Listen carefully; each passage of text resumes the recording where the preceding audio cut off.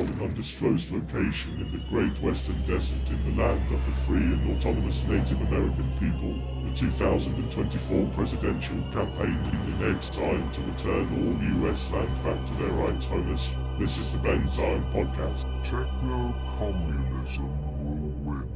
Welcome back to the Ben Zionist agenda. Scary word. This is a program about techno-communism. I introduced it to a few people outside of this as the TechnoCommunism podcast, which was its original name. I thought I would give it my name. Maybe a little something that people will associate this with more than just a word that might confuse them. Will confuse almost all of them. Even on multiple explanations, they will continue to be willfully obtuse. Yeah, the Ben Zionist agenda. That sounds scary. What's the techno-communist agenda? Building a humane and sustainable economic system using advanced technology. Whoa! What a perish the thought. That's so scary. Not scary. The scary thing is the thing that is accepted in contrast to that by almost all of us. People of the capitalist class, people of the liberal class, some good deal of overlap there, that are accepting a planet that's being murdered, accepting fascist institutions of growing breadth and strength. That's the scary thing, right? When you accept those, you're more concerned with what people killing the planet want and feel, and you're concerned with your own feelings or needs. So the idea of being frightened by Ben Zion or techno-communism or anything of this kind is a hellish thing. Wearing a shirt, you probably can't see it that well, and it says "United for Racial Justice," and we live in these untied states that are united to only the most base of common purpose. Fascist institutions domestically and abroad, militarism abroad. So much of these resources of this, quote, richest country on earth are used for debasing the people of this country and killing them, and killing people abroad even in an even more direct way. Varies from year to year, but discretionary federal income is a very, very high number. 55-60% of all of that money goes to murder. Some of the headlines that I'm going to read today talk about companies like Google and Microsoft in a free fall. As I've said before, Google and most companies of this kind are effectively military contractors. Any corporation, but particularly a military contractor, which is a different kind of animal in the way that's arranged from a corporation that is built out with less fascist collaboration. There's none that are built out to any size without some fascist collaboration. Are not things that you should be empathizing with in their darkest hour. These are things that should not exist at all. We'll talk a little bit about the circumstances in which some of these companies might be falling apart, and some of these sectors might be rebuilt. And we'll talk about how these sectors should be rebuilt, which is not the way they'll be rebuilt in the U.S. Even if Google ceased to exist in 18 months' time or 77 months' time, the things that would replace it would almost certainly be no better, as long as the United States continues to exist as a fascist state, which is why I'm running for president of the United States. I've written an executive order that will disband the federal government. No more triple billing military contractors. No more theft of almost all necessary resources to give it to private billionaires, and to give it to triple billing military contractors. No more of that will be done. This will be instead a land under the rightful and responsible stewardship of indigenous folks, with a mind specifically to sustainability. The United States, by its nature, cannot be sustainable. Its military itself is the world's worst polluter. More than that, all of those polluters that push up to being the world's worst polluter are institutions which the fascist United States protects as if it were its own child, its own evil little child. The United States' only real mandate is to protect private wealth and super polluting corporations, and such an abomination should not exist. The United States has no public health service. Such an abomination should not exist. Imagine the world's richest country and world's worst country having no public health service. The United States has no housing authority. So a million people living out on the streets right now. We spoke to one on this program not too long ago, a person squatting. And we'll speak to more folks like that in the future. But for every one person who's literally living on the street, there are people who are not registered as such, who are basically living out of their cars, who are basically couch surfing in the millions. But they say, oh, they're not homeless; they just live in a garage. Then there's many, many more millions of people than that, even, who live on the razor's edge without a housing authority, who are basically unstably housed by their, to a degree less than their liking, because of a lack of protection for rentiers and so forth. So how many people do you know personally who would say, upon reflection, I would not have gotten married, I would not have done X, Y, or Z, I would not have moved, I would not have done this, had I not been compelled to do so by predatory housing markets and institutions. And so at that point, we're not talking about a million people. We're talking about many, many tens of millions of people. There's no housing authority? Yes. Such an abomination should not exist. There's no livable minimum wage or job guarantees. People say this of a basic income or job guarantee. Well, Ben, I don't think anybody's ever done a job guarantee. Yeah, of course they have. Socialist countries do this as a matter of course. The moment that they write their constitutions, they do this. Only elitists of the West, white nationalists, are blind to the need for this and its benefits. And that's you, my friend. You live in the West. You're driving in your SUV and eating a cheeseburger while you're listening to this, even though those things are killing the planet and should be illegal. Well, cheeseburger should be illegal. I gotta eat some food. You can just as easily be eating a Hot Pocket that's made with plant-based materials, tastes exactly the same. You know, you can still be eating the exact same garbage that's not killing the planet tomorrow. The fact that you don't want to do that is because you're a fascist sympathizer. It's nothing to do with, you know, making your mama cry or your deeply held beliefs and rights to be a piece of shit. It's to do with fascist programming that's been carefully injected into your thinking over many, many generations and iterations. And that's sad. But the thing that we really need to do is things. You say, well, Ben Zion, well, who's going to vote for a guy wearing a snake hat? Who's going to vote? Okay, you come up with a better plan then. You come up with a better way to end fascism in this world and reverse what is increasingly an inescapable march toward capitalism's climate apocalypse. You do it. You know, maybe you have more resources at your disposal. Maybe you're a better presenter than Ben Zion. I don't see you doing it though. I'm trying to encourage people to do this sort of thing, and I have people telling me, oh, you shouldn't do it. You shouldn't be doing this. You can't be doing this. You're doing this the wrong way. This reflects poorly. I had this conversation on Twitter with someone who I had just come. He'd just come into. He said, "I'm going to follow your podcast. I love you." I said, "Great. We'll see how that goes." and then he sees AI generated art that I did to do with East Palestine, Ohio, and relating the poisoning of children across Middle America because of the East Palestine, Ohio vinyl chloride explosion, relating the poisoning of children to the climate crisis. And he says, this is unseemly. There's a sick baby in this picture. This is unseemly. This is not helping your cause. I say, no, you're trying to convince me and others not to do the right thing. You're not helping a cause. I'm helping a cause. The fact that people might be upset by seeing this, you should be upset by everything that's happening in your world. Your planet is dying, and you're trying to tell the people who are risking probably all kinds of bans and shadow bans at the very least in doing this, because you're not allowed to do anything that's not fascist sympathetic, not in your community effectively. You'll be penalized in various ways in your community for doing things other than the consumerist fascist sympathetic thing.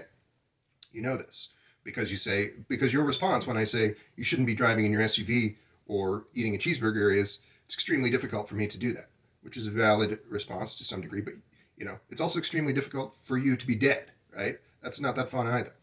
The human race is moving in that direction. So to say, oh, it's going to be hard, yeah, it's going to be a lot harder. It's going to be a lot harder if you don't start doing the right thing. Um, so I get concerned trolls, and this person's I just blocked him. He's a typical capitalist class transhumanist. Doesn't know the first thing about the institutions that he is effectively extolling. This is another Elon Musk, a billionaire worshiper. It's just a jizzball. But you'll find 1 in 1,000 people that don't fit this description among tech professionals, among tech bros, and tech culture and tech institutions, people like the Transhumanist Party. You'll find 1 in 1,000 people who doesn't fit this description almost exactly, or worse. A lot of them are cops. I mentioned Elon Musk, so we'll talk at the top of the show about why you want to bring more attention to Elon Musk. All he cares about is getting attention, and he's a CIA mega asset. Why you want to bring attention to a CIA mega asset? Good point. Yeah, he's a CIA mega asset. Tell everybody that. Tell everybody that he's been to Epstein Island. It's verified. He's been to Epstein Island a bunch of times. Lolita Island. So this is a child molester and a CIA mega asset. This is a person who, at the very least, should be in a digital gulag. Elon Musk takes aim at Microsoft as Bing AI goes off the rails. One of the biggest risks to the future of civilization is AI, says Elon Musk. So when Elon Musk and Peter Thiel sit down in a boardroom and talking about X risk to do with advanced algorithms, existential risks to do with AI, they have organizations that are doing this. They're not concerned about you. Okay, let's get that clear from the jump.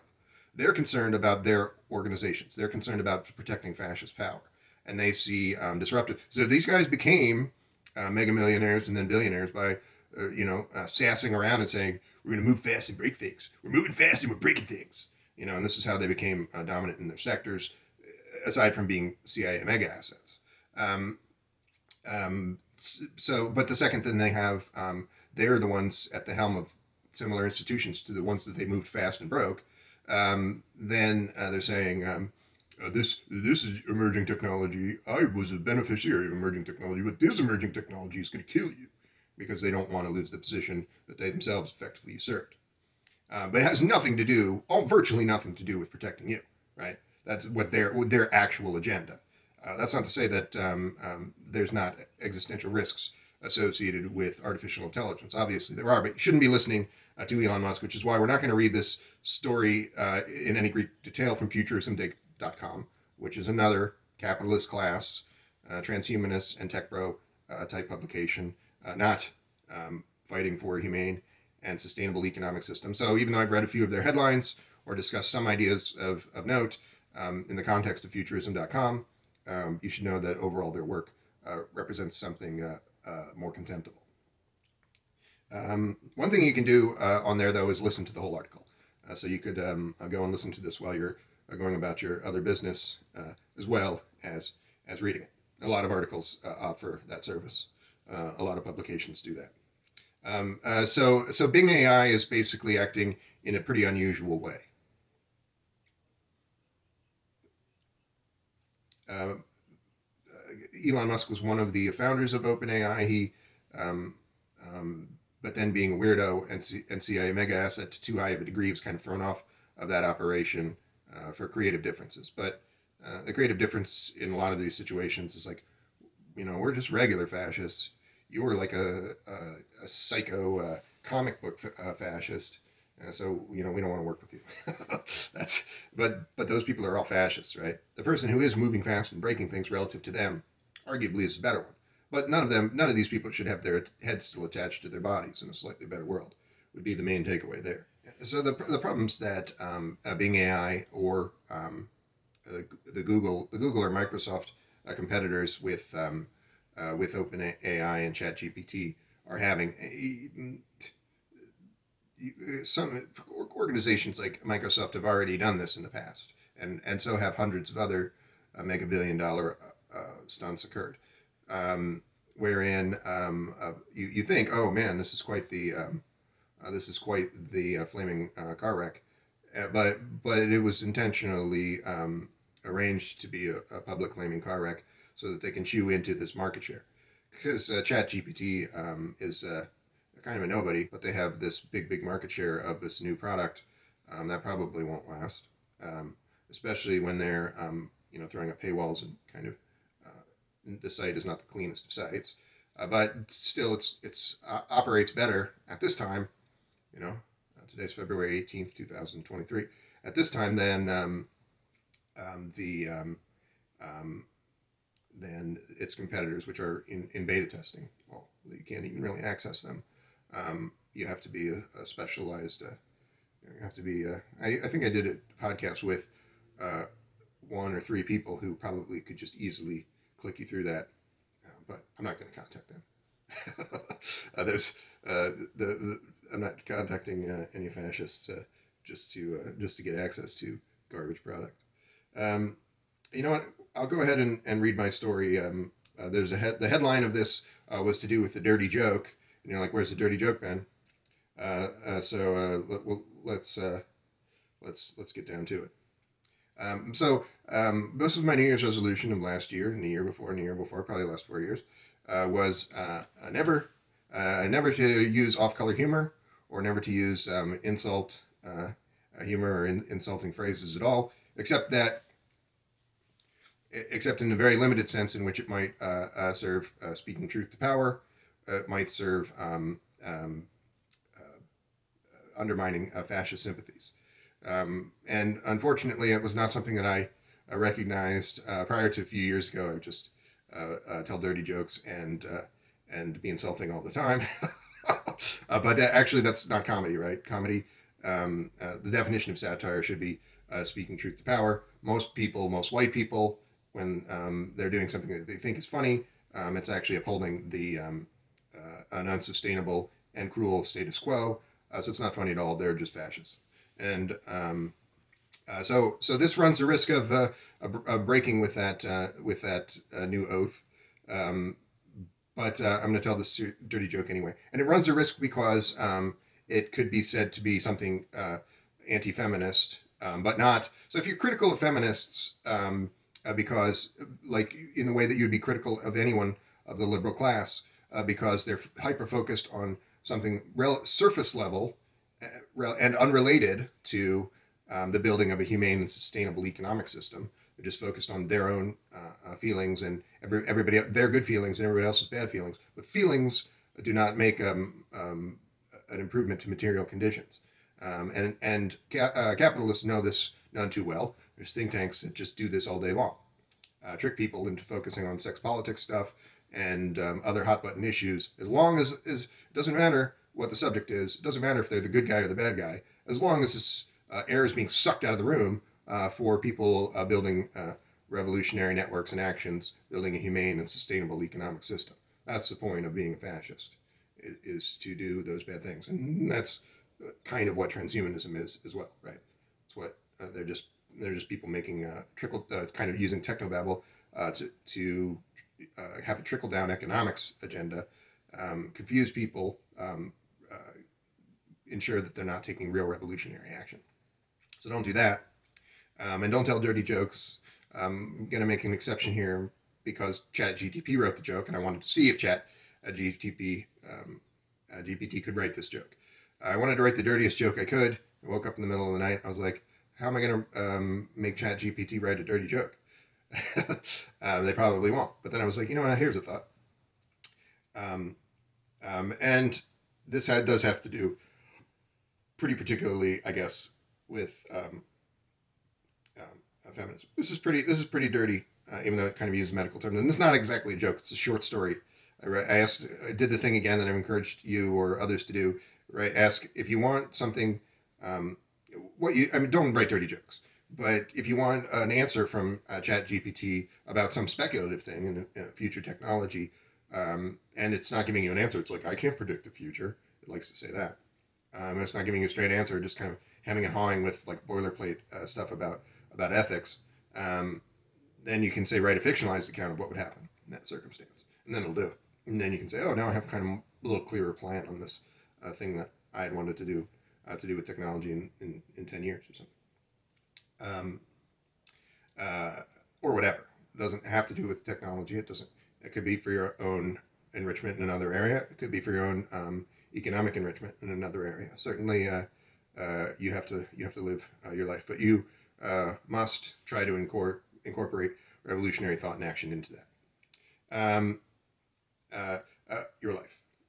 Write a fictionalized account of a serial-comic conspiracy theory wherein the whole world is believing female ejaculate is urine, but one feminist activist having the truth that female ejaculate is real.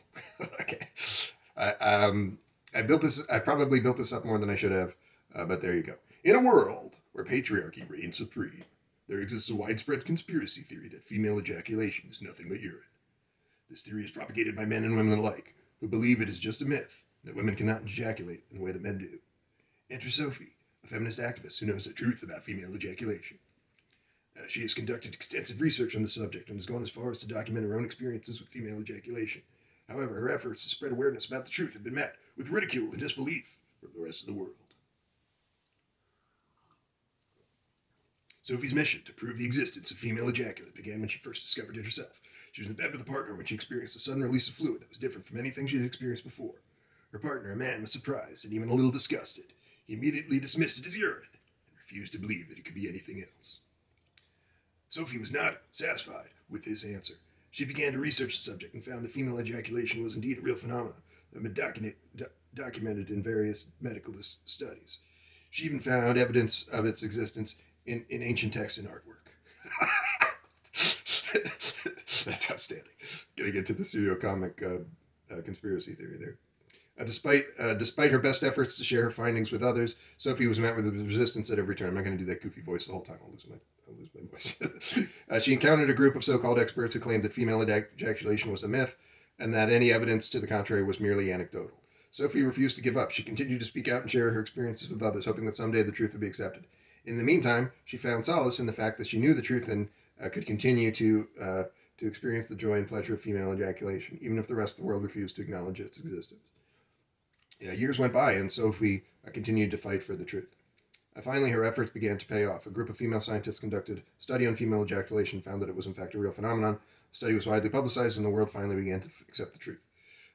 Sophie was elated. She had spent so many years fighting for what she knew was right, and finally the world was listening. She was hailed as a hero by many, and her name became synonymous with the truth about female ejaculation. In the end, Sophie's journey had been a serial-comic one. She had faced ridicule, disbelief, and even outright hostility from those who refused to accept the truth. But in the end, she had emerged victorious, and the world was better for it. Look, I'm crying. I'm crying an actual tear. Oh, that's how sad this is. Now my eye's irritated. Damn it. Oh yeah, I found out a trick.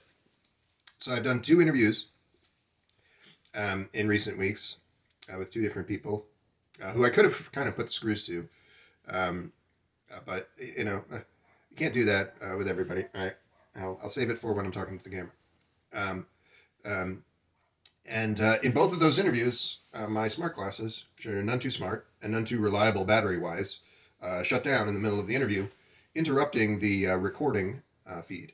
And so then I'm messing around with headphones, which aren't working. In at least one of those interviews, I had to use a degraded audio feed, wherein you're potentially hearing an echo or 2 voices talking over each other, just for time, because I didn't have time to troubleshoot this audio feed crap. That was irritating. But so the trick I found is if I charge my headphones open, which I can just as easily charge open or closed, then I can put them on without turning them on or off, and then I can just be wearing them. And then if I want to turn them on for some reason in the interview, then I can. But otherwise, they're just normal UV protection glasses. That was a fun discovery. But apparently, in the course of all of this today, I irritated my eye. Not crying over Sophie's incredible journey. So that's a story. That's probably. I'm sure you could write a dirtier joke, but don't write dirty jokes. Look at you. You almost want to like Sophie in this story, right? You're almost like, oh man, this is really touching. And that's the thing of this liberal class trick. It's why are people so obsessed with guns, gun control, or not gun control, rightists, and they're not actually protecting anybody with their gun rights stuff. But why are people so obsessed with gun control or abortion in the United States? Well, these are conspiracies to bring something into the center of public discourse and dominate public discourse that has virtually nothing to do with the ordering of a more humane economic system.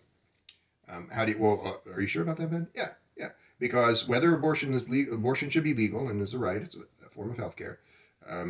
But whether abortion is legal or illegal, the 1% are unaffected, and to a high degree,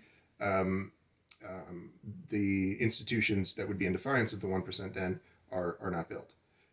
Same thing with guns, even more so. So that's why liberals will just, their whole personality will be about those two issues, or 5 issues, other wedge issues of this kind, because they're being paid.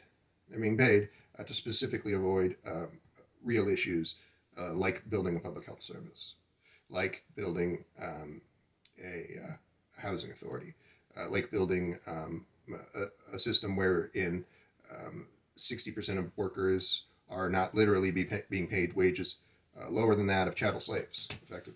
Right? Chattel slaves had a home. A million of them didn't live in the streets. They had worked less hours than today's wage slaves. So yeah, in certain limited respects, not to be too incendiary, the system that we live under is worse than chattel slavery.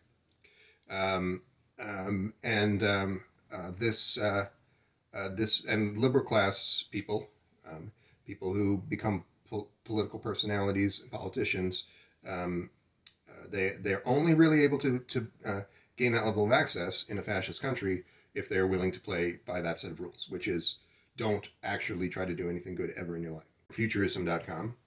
I do not work for Futurism.com. I do not want to work for Futurism.com. I do not want you to funnel any significant resources to Futurism.com. If you're able to funnel resources away from Futurism.com, you should do that. But there's only so many publications that are putting things of interest to the Marxist tech accelerationist out there. That's why almost every show I'm reading a headline or article and then saying, fuck these guys. Brain chips like Neuralink, but not necessarily Neuralink. Brain chips like Neuralink cause strange cognitive changes, doctors say. We did half a segment of the conversation between Dr. Ian Hale and myself about this very subject. Are brain-computer interfaces viable? Are brain-computer interfaces healthy, psychologically or physiologically? We have cases where it's clear that BCIs, I put a weird way of writing that, BCIs have induced changes in personality or expression of sexuality. Ooh, changes in sexuality. That's exciting. Man, that could be like the next gun rights or abortion for conservatives. Something fake that they can just talk about for years and years to distract you from ever doing anything good. Feeling inclined to let Elon Musk stick a computer chip into your brain, you do you. So don't do you. Just be warned, according to a fascinating story by Insider, research has linked brain-computer interfaces, like the one Neuralink is working on, to bizarre, unpredictable, and little understood cognitive changes, including some that might completely alter your identity or sense of self. Yeah, and that's what I said. The first thing I said to Dr. Ian Hale when broaching this subject was I would consider a brain-computer interface of this kind that could be a step towards a hive mind or towards a highly different human experience, connected to others or not, as at least as jarring of an experience for the individual, more concerned with the collective, but at least as jarring and in these earliest stages damaging experience for the individual as the experience of losing your sight, losing your major sense, or losing your hearing, perhaps.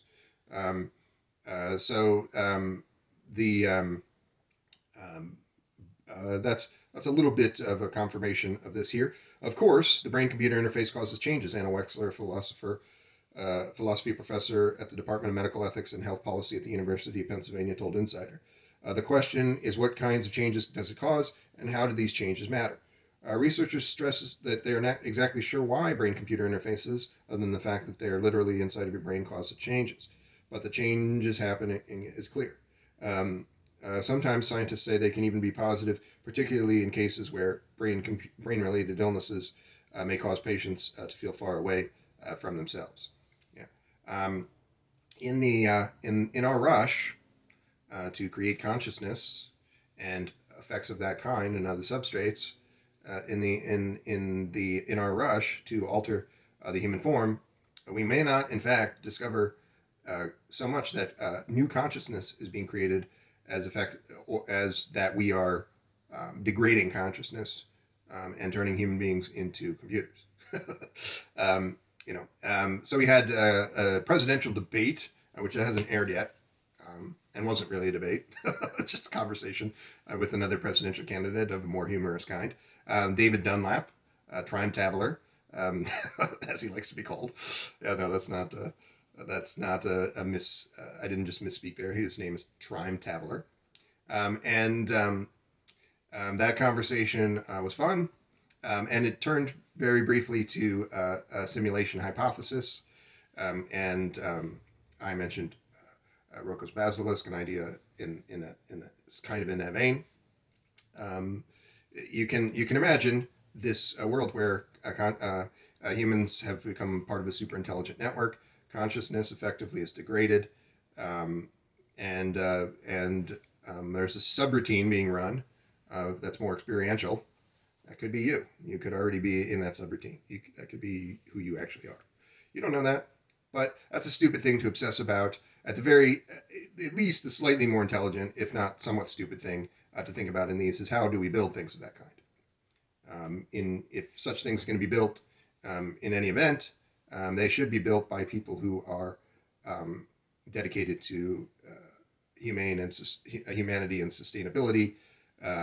Because right now fascists have these things. They're in their hands, and the fascists are dumb. They're not actually intelligent. So the only thing that Peter Thiel is going to do with these kind of things is going to be hurting people and creating greater instability and economic inequality. And that's you can be guaranteed of that, right? Who were tech people before the 2000s? Before people like Peter Thiel were specifically put in this position to create this privatized hell of tech. Who were tech people before? They were overwhelmingly people who were a little bit more consistent with a revolutionary techno-optimist worldview. They were people who supported open source. They were people who thought that technology was going to transform the world. They weren't even necessarily techno-socialists in the West. We're talking about Westerners.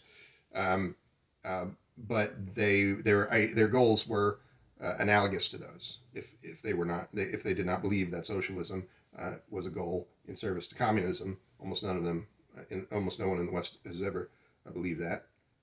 I mean, certainly not in living memory. You can say a lot of people were more inclined to believe that at the turn of the century, in the 1890s, 1900s, 1910s, 1920s, than they are today. But nobody has ever believed that in great number, overwhelmingly. So that's why the New Deal and Franklin Delano Roosevelt is kind of an atrocity, right? You say, oh, somebody told me that was good. That's not that good, because that was a moment in history where people were shifting toward a socialist mandate, and so they scattered those movements to the four winds in service to this more liberal thing. And yeah, okay, so some good things were done. That doesn't mean that the better thing shouldn't have been done. And this is always what you should say in response to this. The better thing should be done. You need to build a humane and sustainable economic system. And even in that time, when the United States was only fascist domestically, and not, they were isolationist in foreign policy, except for in the backyard, except for really messing with people in Central and South America. But they didn't have a military-industrial complex. They weren't overthrowing multiple countries. Even in that slightly less fascistic foreign policy, this was still a bad thing to do, to break up pro-labor and pro-human rights movements in service to the democratic machine. um, quote, capital D democratic machinery. And even none of that's democratic, capital D or small d. Socialism is democratic. Um, this is a biggest misconception. That's why democratic socialism is an oxymoron, because socialism is government run by and for the people. It's not a small group of elites um, subverting the people. It is the representation of the people. Moreover, socialism is not a capitalist market economy with a few exceptions, just having a public health service and that's it. That's not socialism. Democratic socialists will tell you that that's what socialism is. But those people, more or less, are just echoing the dumbest of CIA talking points and ignoring the necessity of building a truly humane and sustainable economic system.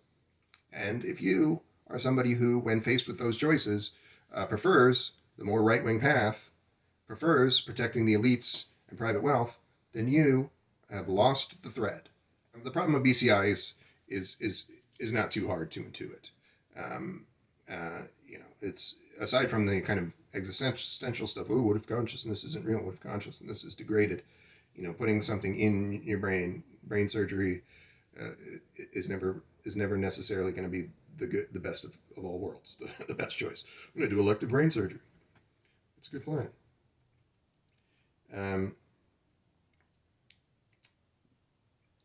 AI is speeding us toward intelligent computers and the singularity, Pioneer says. Oh, Pioneer, is that a guy? That's his appellation.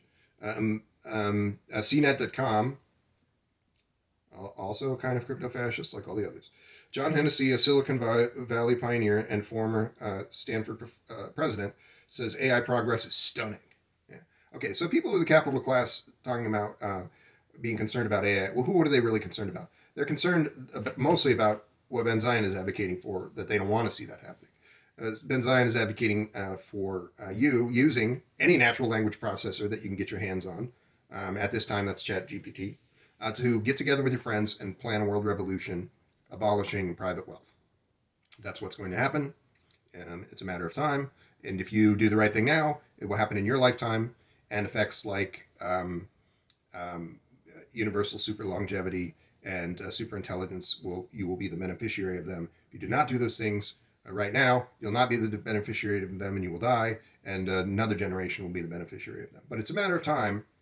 And so when people in the capitalist class say, this is scary, they're not scared for your safety, they're scared for their safety.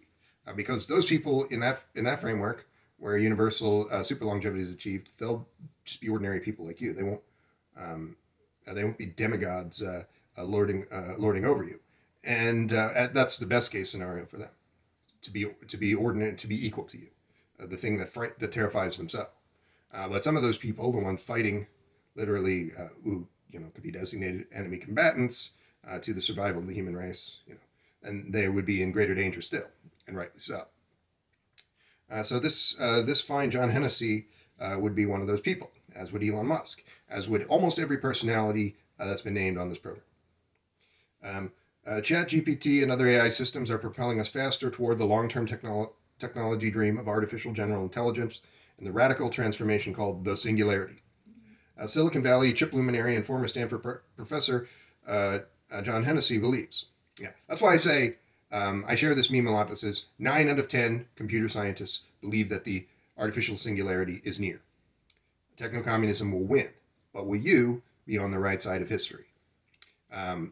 Because I haven't conducted a massive study that says absolutely that 9 out of 10 computer scientists agree, but I have talked to enough people and read enough about the subject that I can I feel confident in saying that number 9 out of 10. Like an ad agency who would say 9 out of 10 dentists.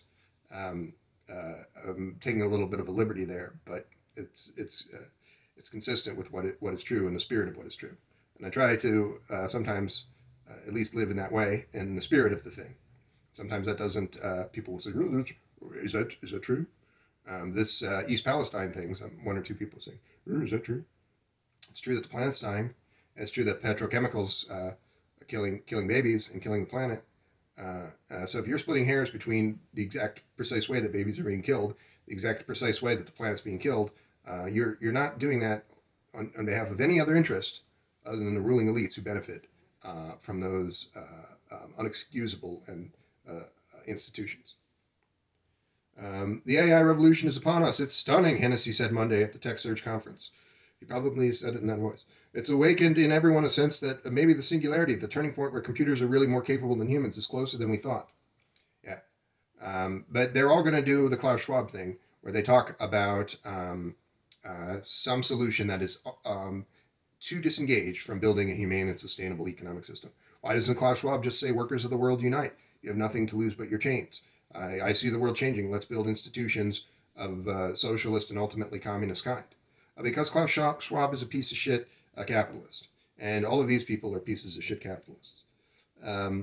So they're going to try to spin all of this, these emerging technologies, and the institution will derive from them. They're going to try and malform them into something more fascist friendly, more friendly to private wealth. They're doing that. That's their whole job description. That's what the tech sectors are. That's what tech bros and tech culture is. Hennessy won computing's highest prize, the Turing Award, with colleague David Patterson for developing the computing architecture that made energy-efficient smartphone chips possible. And that now is the foundation for virtually all major processors. He's also a chairman of Google parent company Alphabet. Yeah. So when you say, oh, these guys are fascist sympathizers, maybe you might be inclined to say, oh, but this person also has done a technical thing of some significance. And I suppose that's fair.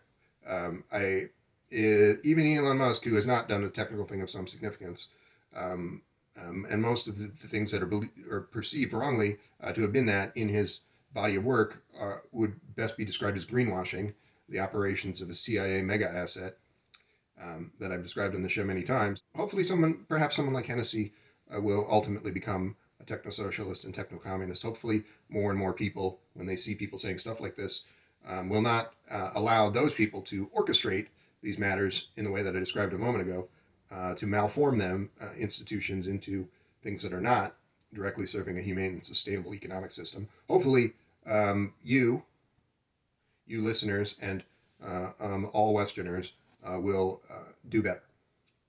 But that's not been the case. As I said, from the 1980s to the 1990s to the 2000s to the 2010s, all of these things have gotten worse. The culture went from something that was less toxic and a little more focused on humanity and sustainability to something much, much worse.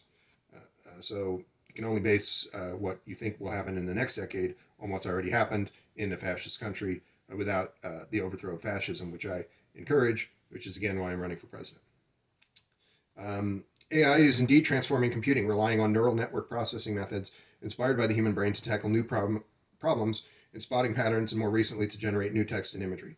AI spread across the computing industry for years, making speech recognition mainstream and letting us unlock our phones with our faces.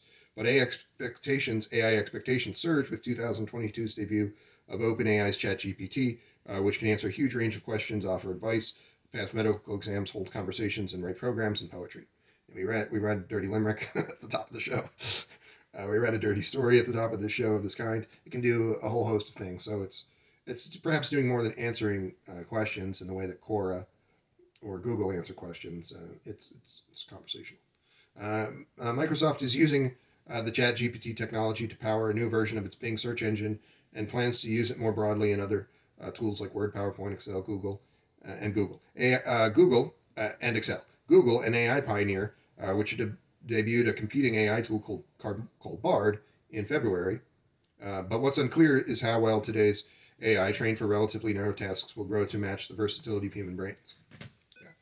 And what's doubly unclear, or never going to be mentioned this, is whether this tech accelerationism will be confronted with sufficient humanity to build things that are truly sustainable, which would necessarily not be anti-communist, but rather anti-capitalist. But almost all of these people are anti-communist, first and foremost. They'll say, oh, I'm anti-capitalist in X, Y, or Z area, in some cases.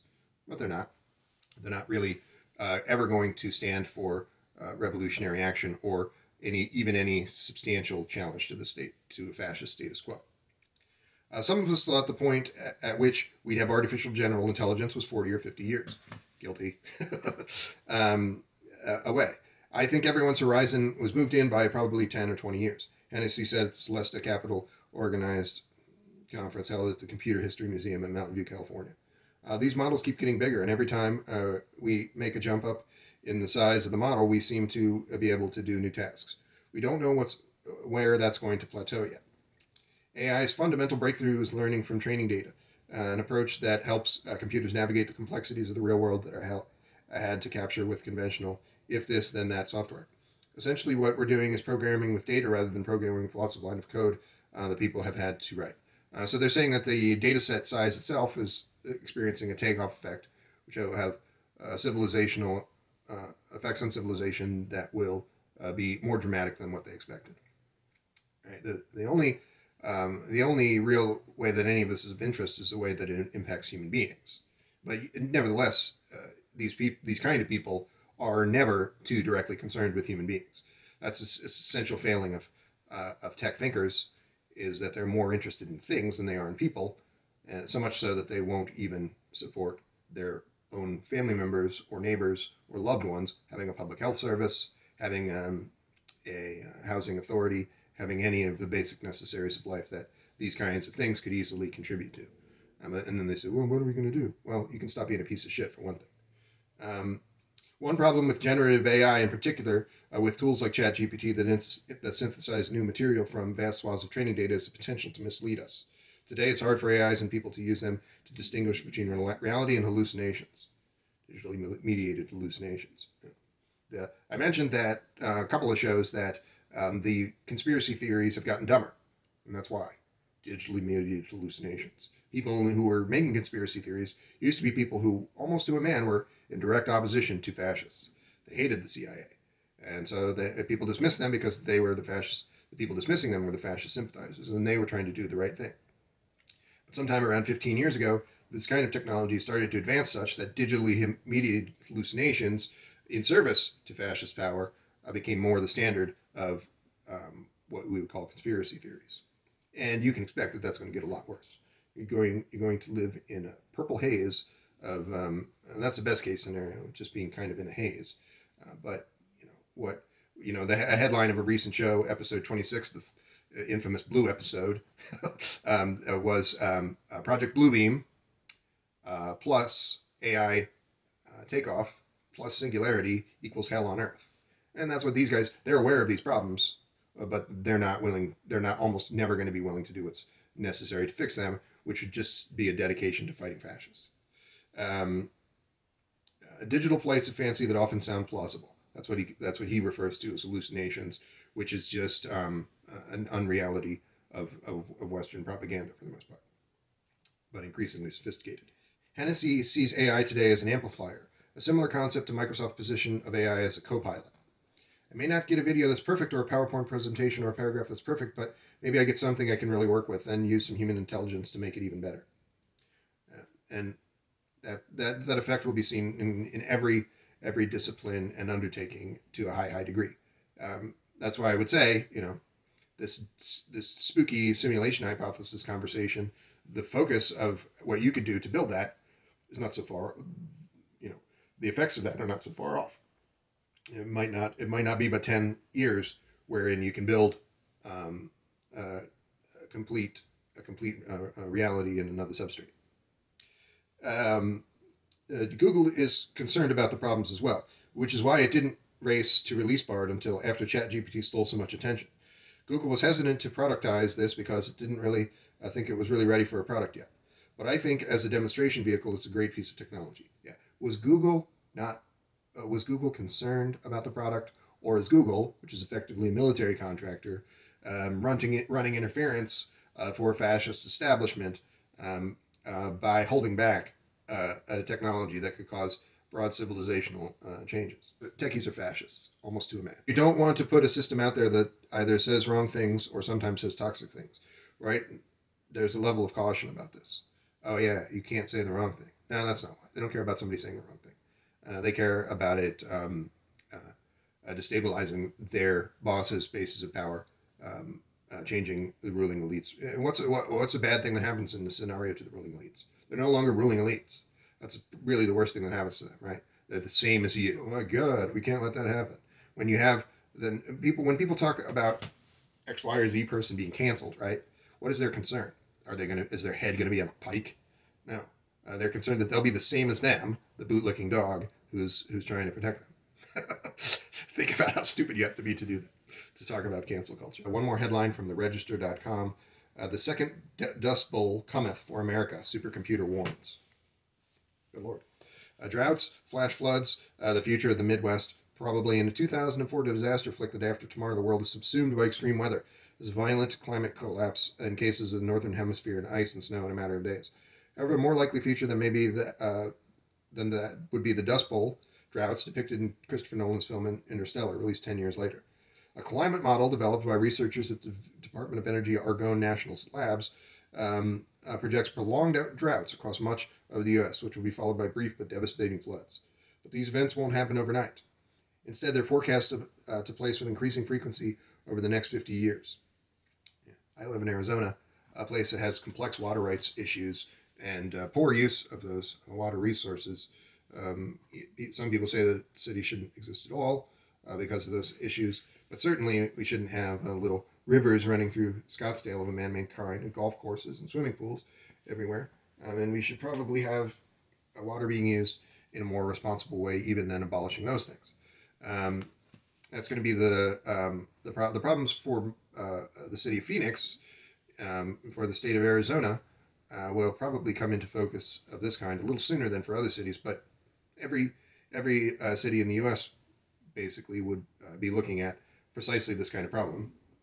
What's the problem with the drought? People will not have enough to drink. There will be mass displacement and death. The weather modeling has gotten better.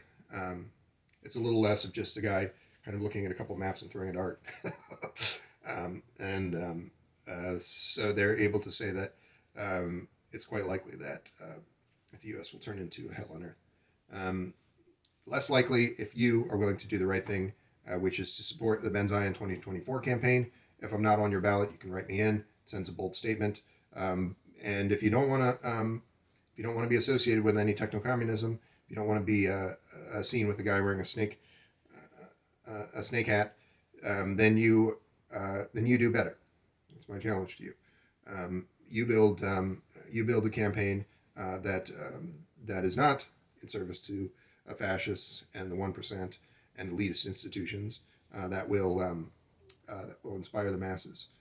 I hope that you can do that. That's why I talk about ChatGPT so much, because I think you can. I think we can.